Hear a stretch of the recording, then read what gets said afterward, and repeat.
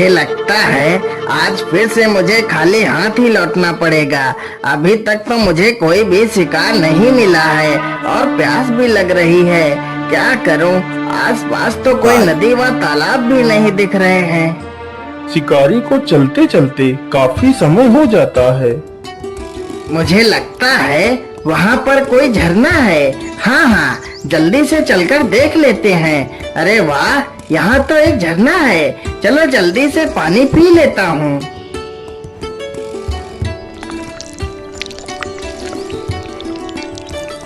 अरे राम राम राम, अब मेरी जान में जान आई। पानी के बिना तो मेरी जान ही निकली जा रही थी। चलो अब शिकार ढूंढते हैं।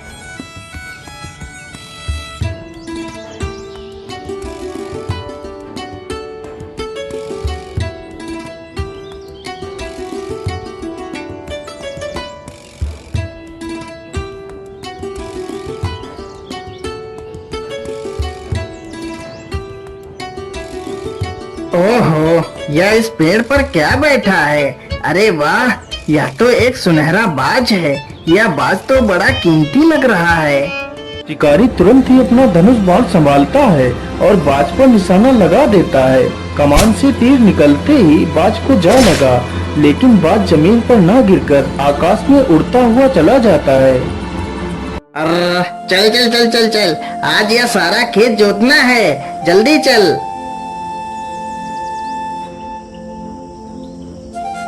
अरे राम राम राम, ये क्या है? इस बाज को तो किसी ने तीर मार दिया है, लेकिन यह बाज तो कितना सुंदर है, मानो इसके पंख सोने के हों। पानी पानी पानी। अरे ये बाज तो प्यासा है। रुको रुको, मैं तुम्हें अभी पानी पिलाता हूँ। वह किसान तुरंत जाता है और पानी का मटका उठाकर लाता है। फिर बाज को पानी पिलाने लगता है।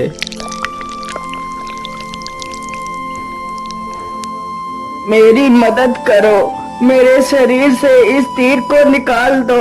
मुझे बहुत दर्द हो रहा है। अच्छा अच्छा, रुको, मैं तुम्हारे शरीर से इस तीर को निकाल देता हूँ। सजीवन तुरंत ही बाज के शरीर से तीर को निकालने लगता है।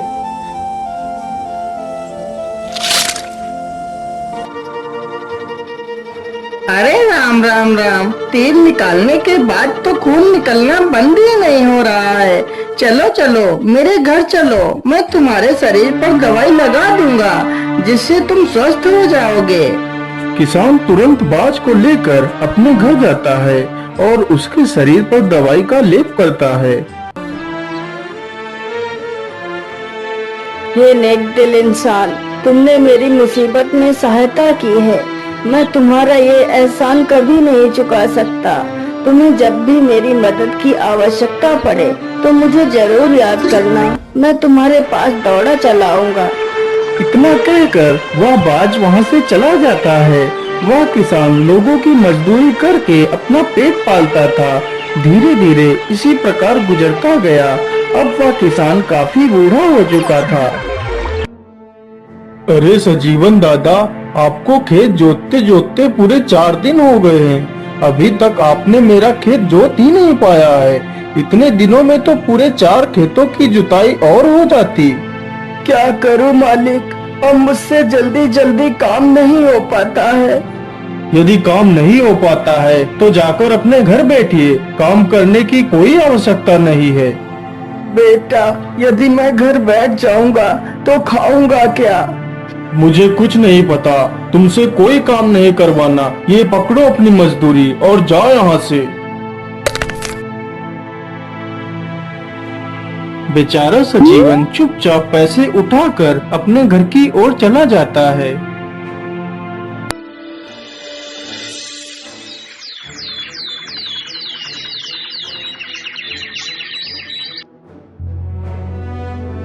हे भगवान, अब तो मुझे अपने पास बुला ले।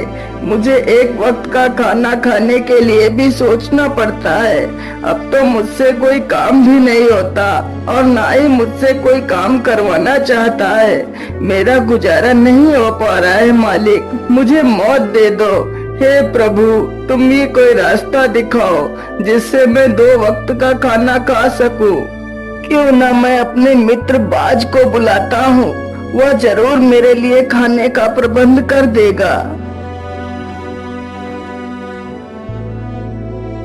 हे बाज मेरे दोस्त, मुझे तुम्हारी मदद की आवश्यकता है, तुम कहाँ हो? हे बाज मेरे दोस्त, मुझे तुम्हारी अरे, मदद की यह आवश्यकता आवाज तो है, मेरे तुम मित्र की कहाँ है। हो? मुझे लगता है मेरा मित्र किसी दुविधा में है, मुझे चलकर देखना चाहिए।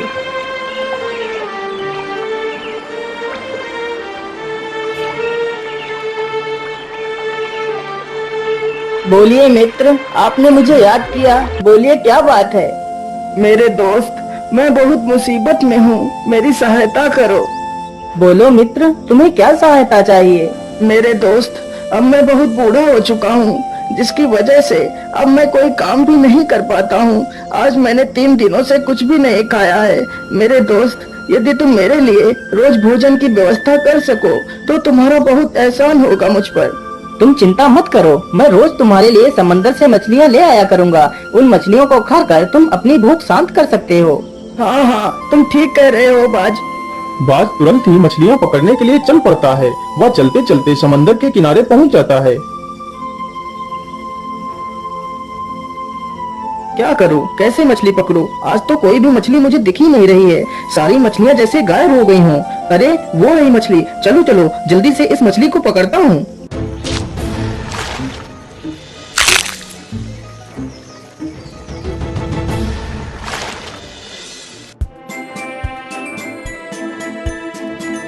अरे वाह मेरे प्यारे बाज, तुमने तो मुझे मरने से बचा लिया, नहीं तो मैं भूखों मर जाता। नहीं मेरे मित्र, मेरे रहते हुए तुम्हें चिंता करने की कोई आवश्यकता नहीं। मैं रोज इसी प्रकार तुम्हारे लिए मछलियाँ ला दिया करूँगा। इसी प्रकार बाज रोज मछलियाँ पकड़ कर लाता और उस बूढ़े व्यक्ति को देकर चला जाता।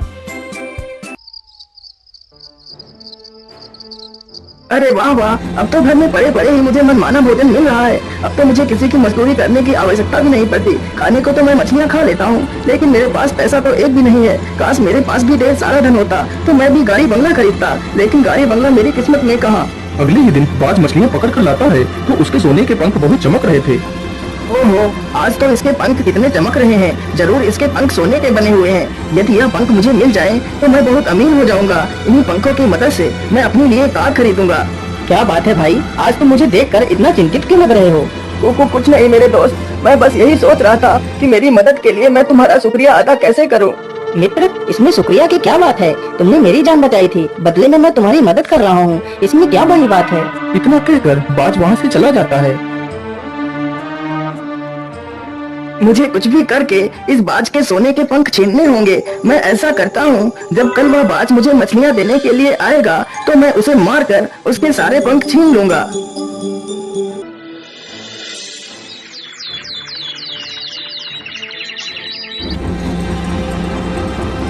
अगले ही दिन बाज जैसे ही मछलियाँ पकड़कर उसे देने के लिए आता है और वह जमीन पर बैठता है, तभी वह बूढ़ा व्यक्ति पीछे से आकर उस पर जोर से वार करता है और बाज को मार देता है।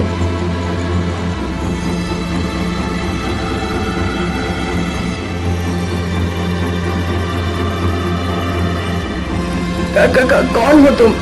मैं एक ऋषि हूँ। मैं बहुत लालची था, जिसकी वजह से मुझे मेरे गुरुदेव ने यह श्राप दिया था कि मैं एक सुनहरा बाज बन जाऊंगा और जब कोई व्यक्ति मुझे देखकर लालच में आकर मेरी हत्या कर देगा तो मैं इस श्राप से मुक्त हो जाऊंगा और यह श्राप हत्या करने वाले पर लागू हो जाएगा और वह भी एक सुनहरा बाज बन जाएगा। और आज तुमने भी वही गलती की है जो गलती मैंने की थी।